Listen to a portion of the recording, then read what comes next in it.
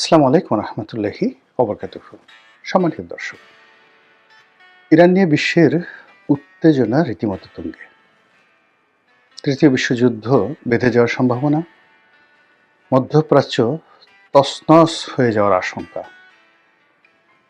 ইরানের যে বর্তমান বিপ্লবী সরকার রয়েছে তাদের অস্তিত্ব হুমকির মুখে, এবং অ্যাট দ্য সেম টাইম যদি সেই ঘটনাটা ঘটে, অর্থাৎ ইরানের উপর যদি আক্রমণ চালানো হয় এবং এই বিপ্লবী সরকারকে যদি হটিয়ে দেওয়া হয়, ইরান তার সর্বশক্তি ইসরায়েলের উপর প্রয়োগ করবে এবং সেক্ষেত্রে ইসরায়েলের যে নাম গন্ধ পৃথিবীর মানচিত্র থেকে মুছে যাবে।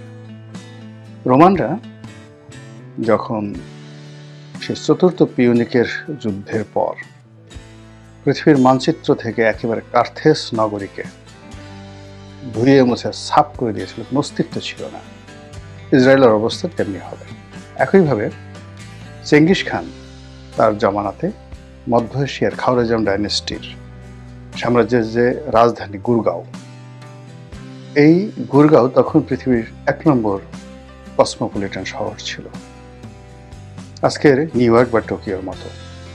পুরো শহরটিকে তিনি মাটির সঙ্গে এমনভাবে মিশিয়ে দিয়েছেন যে এখন পর্যন্ত খুঁজে পাওয়া যাচ্ছে না গুরগাঁও কোথাও ছিল। অর্থাৎ সেই গুরগাঁওকে কেন্দ্র করে চারিদিকে, শহরের চারিদিকে ওয়াল ছিল। ধরুন ঢাকা শহরের চারিদিকে গ্রেট ওয়াল, সেই ওয়ালের দৈর্ঘ্য এমন ছিল যে 12টি ঘোড়া পাশাপাশি সেখান থেকে যেতে পারত, এবং সেটার যে উচ্চতা কত ফিট ছিল সেটা এখনকার যে চায়নার যে গ্রেট ওয়াল, এটাকে দেখলে বুঝতে পারবেন যে এর চেয়েও তাদের উচ্চতা বেশি ছিল। এমনকি কনস্টান্টিনোপলের যে ওয়াল ছিল, সেই ওয়ালের চাইতেও গুরগাঁওয়ের ওয়াল বড় ছিল। সেই ওয়াল ভেঙে তছনছ করে দিয়ে চেঙ্গিস খান সেই গুরগাঁও দখল করেছিল। তো সেক্ষেত্রে মানে এই যে জেরুজালেম যে নগরীটি, বা হাইফা কিংবা তেল আবিব, বা এখন যে ইসরায়েল রাষ্ট্র, এটা এত ছোট, ইরানের তেহরানের চেয়ে ছোট। এবং ইতিপূর্বে তারা বারবার এই যে ইসরায়েল রাষ্ট্রটি বহুবার আলেকজান্ডারের দ্বারা আক্রান্ত হয়েছে, নেপোলিয়নের দ্বারা আক্রান্ত হয়েছে, জুলিয়াস সিজারের দ্বারা আক্রান্ত হয়েছে, আরো অনেক বহু মানুষ, বহু সাম্রাজ্য, এবং প্রত্যেকবারই এই এলাকাকে এমনভাবে তছনছ করে দেওয়া হয়েছে যে 400-500 বছরের মধ্যে, 400 থেকে 500 বছরের মধ্যে এখানে ইহুদিদের কোনো নামগন্ধ বা খ্রিস্টানদের কোনো নামগন্ধ নেওয়ার লোক ছিল না। এরকম ঘটনা ঘটেছে। এখন ঠিক ইরান যখন দেখবে যে তার অস্তিত্ব দেয়ালে পিঠ থেকে গেছে, তখন মানে তার যে বিরাট সৈন্য সামন্ত যা কিছু আছে, স্থল যুদ্ধ, এটা কোনো অবস্থাতেই সামাল দেওয়া সম্ভব নয়। সে যদি সোজা মার্চ করে, মানে এটা যে কি একটা অবস্থা হবে, এটা আমি কল্পনাই করতে পারি না। আমি যতটুকু লেখাপড়া করেছি সেই লেখাপড়া দিয়ে পারস্য উপসাগর, যেটিকে বলা হয় সাতিল আরব, সেই সাতিল আরব, এরপর হরমুজ প্রণালী, রেড সি, লোহিত সাগর, পুরো এলাকা রক্তে সয়লাভ হয়ে যাবে। এবং তাদের যে সকল প্রক্সি ওয়ারের যে সকল জায়গাগুলো তারা ইতিমধ্যে, যাকে বলে তারা গত সেই 30-40 বছর যাবৎ যারা গড়ে তুলেছে, সেটা প্যালেস্টাইন, পশ্চিম তীর, এর বাইরে জর্ডান তারা দখল করে ফেলবে। সব মিলিয়ে মানে যে ইরানের যে অবস্থা, সেই অবস্থাটা আমেরিকা হয়তো বুঝতে পেরেছে। বুঝতে পারার কারণে আমি আজকে যে ভিডিওটা করছি, সেই ভিডিওতে মনে হচ্ছে যে আমেরিকা এই মুহূর্তে ইরান আক্রমণ করতে চাচ্ছে না। তারা একটা নেগোসিয়েশন করছে। এটা ডোনাল্ড ট্রাম্প একটা, যাকে বলা হয়, শর্তযুক্ত কথা বলেছে যে আমরা খবর নিয়ে জেনেছি যে ইরান তাদের দেশে যারা বিক্ষোভকারী তাদেরকে মৃত্যুদণ্ড দেবে না, কাজেই এই মুহূর্তে ইরান আক্রমণ করার প্রয়োজন নেই। অন্যদিকে সৌদি আরব যেটা বলার চেষ্টা করেছে যে তারা আমেরিকাকে অনুমতি দেবে না তাদের ভূমি ব্যবহার করে ইরানে আক্রমণ চালানোর জন্য। এরকম নানা কথাবার্তা হচ্ছে। কাজেই যুদ্ধ, অর্থাৎ আমেরিকা আবার ইরান আক্রমণ করবে, এটা আপাতত বন্ধ হলেও ভবিষ্যতের জন্য বন্ধ হয়নি। আপনাদের মনে আছে যে গতবার যখন আমেরিকা ইরান আক্রমণ করেছিল, ঠিক সেই সময়টিতেও ডোনাল্ড ট্রাম্প বেশ কয়েকবার মানে এলোমেলো কথা বলেছিলেন যে না, ইরান আক্রমণ করবেন না, তিনি বরং ইসরায়েলকে হুমকি দিচ্ছিলেন একটা নেগোসিয়েশন করার জন্য, হামাসের সাথে একটা চুক্তি করার জন্য। সব মিলিয়ে মনে হচ্ছিল হবে না, কিন্তু শেষমেশ দেখা গেল যে ইসরায়েল আক্রমণ করেছে আর আমেরিকা আক্রমণ করেছে। কিন্তু আমেরিকা যেভাবে আত্মবিশ্বাস নিয়ে আক্রমণ করেছিল, তাদের পরমাণু কেন্দ্রগুলো ধ্বংস করার কথা তারা বলেছিল, বাস্তবে তার 10 ভাগের 1 ভাগও হয়নি। অন্যদিকে ইসরায়েল প্রথম কয়েকটি আক্রমণ খুব স্ট্রংলি করেছিল, কিন্তু পরবর্তীতে তাদের গোলাবারুদ শেষ হয়ে গেছিল, এমনকি আমেরিকার গোলাবারুদ শেষ হয়ে গেছিল। কিন্তু যেভাবে ইরান আক্রমণ চালাচ্ছিল কন্টিনিউয়াসলি, যদি ইসরায়েলের পক্ষ থেকে, আমেরিকার পক্ষ থেকে যদি বন্ধুত্বের আহ্বান না হতো এবং সেখানে যদি অন্যান্য আরব দেশগুলো ইরানকে কনভিন্স না করত, তাহলে সেই যুদ্ধের পরিণতি কোথায় গিয়ে থামতো বলা যাচ্ছে না। তো এখন আমেরিকা যেটা ওই আগের যে অপমান, বিগত যুদ্ধের যে অপমান বহুবার, অর্থাৎ আমেরিকা ইরানের দ্বারা অন্তত 100 বার গত 40 বছরে অপমানিত হয়েছে, লাঞ্ছিত হয়েছে, তারপরে শেষে তারা অর্থনৈতিকভাবে ক্ষতিগ্রস্ত হয়েছে এবং ক্ষেত্র বিশেষে 2 গালে চপেটাঘাত হয়েছে।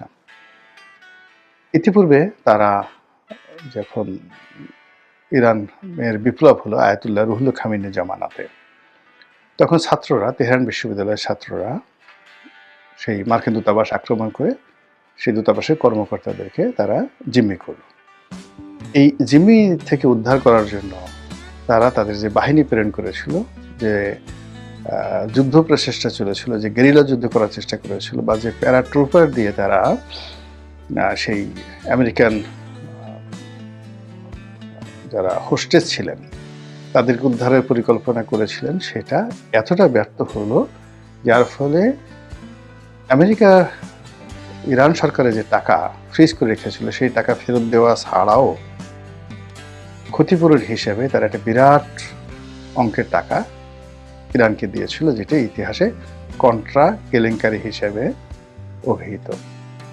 তো কাজেই ইরান এমন একটা রাষ্ট্র, সেই রাষ্ট্রকে ইতিহাসে কেউ কখনো দমিয়ে রাখতে পারেনি। আলেকজান্ডার এখানে বেশ কয়েক বছর ছিলেন, তো তিনি যুদ্ধ করেছেন এবং যে বিখ্যাত গাউগে মেলার যুদ্ধ, সেই যুদ্ধে তৃতীয় দারায়ুসকে তিনি পরাজিত করেছিলেন ওই পর্যন্ত। কিন্তু তিনি সেখানে শাসন ক্ষমতা প্রতিষ্ঠিত করতে পারেননি, উল্টো ইরানের যে রাজধানী ছিল তখন, পারস্যের রাজধানী পার্সিপোলিস, সেটি জ্বালিয়ে দিয়েছিলেন। এটা আলেকজান্ডারের মতো একজন বীরের জীবনের সবচেয়ে একটা কলঙ্কিত ইতিহাস। এবং তিনি মদ্যপ হয়ে, মদ পান করে মদ্যপ অবস্থায় এই শহরটিকে জ্বালিয়ে দিয়েছিলেন। এবং তখন পার্সিপোলিস আলেকজান্ডারের জামানাতে সারা দুনিয়ার 1 নম্বর শহর ছিল। এখন আপনি গিয়ে দেখবেন সেই পার্সিপোলিসের স্ট্রাকচারগুলো রয়ে গেছে। তো তারপর তিনি সেখানে থাকেননি, তিনি ইরান থেকে দ্রুত মিশরে চলে এসেছিলেন, মিশর জয় করেছিলেন এবং মিশর থেকে জেরুজালেম। এরপর আসলে হালাকু খান ইরান জয় করেছিলেন, বাগদাদের পর ইরান জয় করেছিলেন, এবং কিছুদিন পরে দেখা গেল তিনি নিজেই সেই ইরানিয়ান হয়ে গিয়েছিলেন, মুসলমান হয়ে গিয়েছিলেন। তার পরবর্তী বংশধর যারা, এবং তারাই পারস্যের বিখ্যাত ইলখানি বংশ। আরবরা ইরান জয় করেছিল, কিন্তু এটি আরবদের জন্য খুব লাভ হয়। মানে এটা খলিফা ওমর রাদিয়াল্লাহু তাআলা আনহুর জামানাতে হযরত আবু উবায়দা ইবনে জাররা রহমাতুল্লাহ আলাইহি তার নেতৃত্বে ইরান জয় করা হয়েছিল। কিন্তু এটা মুসলমানদের জীবনে অনেক দুর্ভোগ দুর্দশা সৃষ্টি হয়েছে।